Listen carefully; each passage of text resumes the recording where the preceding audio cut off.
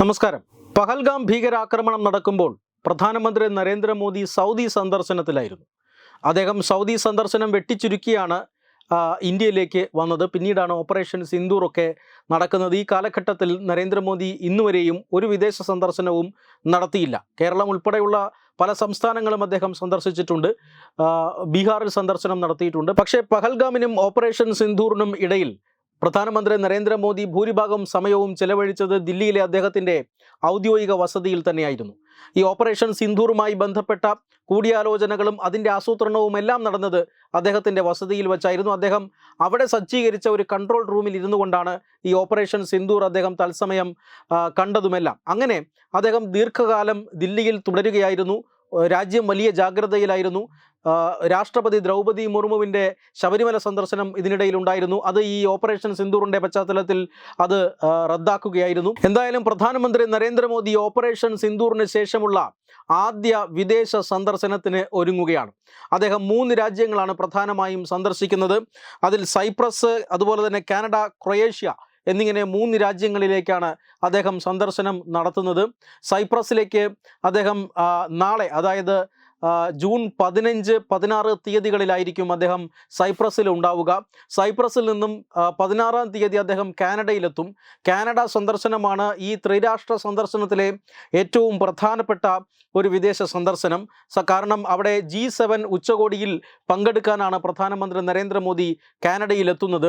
നേരത്തെ G7 ഉച്ചകോടിയിൽ, കാനഡയിൽ നടക്കുന്ന G7 ഉച്ചകോടിയിൽ പ്രധാനമന്ത്രി പങ്കെടുത്തിക്കില്ല എന്ന ചില റിപ്പോർട്ടുകൾ ഉണ്ടായിരുന്നു.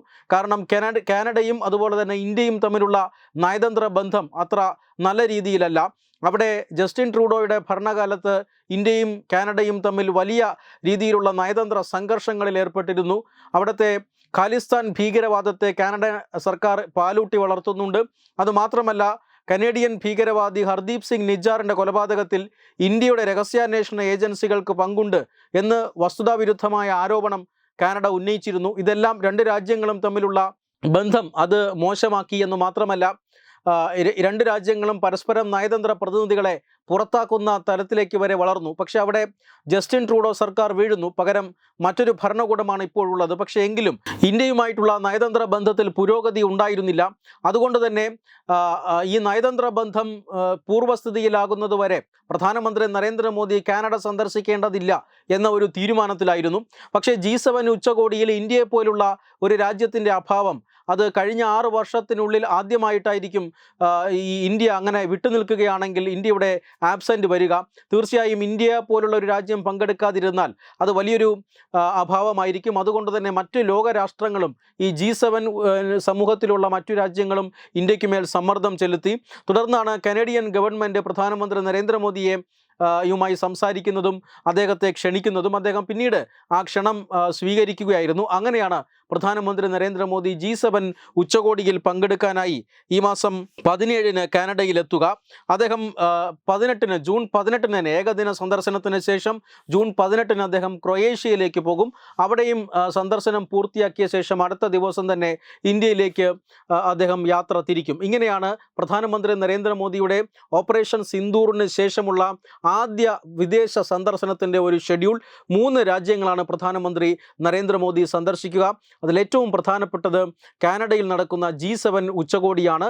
ഈ G7 ഉച്ചകോടിയിൽ പ്രധാനമന്ത്രി നരേന്ദ്രമോദിയുടെ പ്രസംഗം, അല്ലെങ്കിൽ പ്രധാനമന്ത്രി നരേന്ദ്രമോദി എന്തു പറയുന്നു എന്നുള്ളത് ലോകം കാതോർത്തിരിക്കുകയാണ്. കാരണം പാകിസ്ഥാനെ അങ്ങേയറ്റം ഈ നയതന്ത്ര തലത്തിൽ ഒറ്റപ്പെടുത്താനുള്ള, വിദേശ രാഷ്ട്രങ്ങളുടെ സമൂഹത്തിൽ ഒറ്റപ്പെടുത്താനുള്ള ഒരു നീക്കമായിരിക്കും പ്രധാനമന്ത്രി നരേന്ദ്രമോദി നടത്തുക.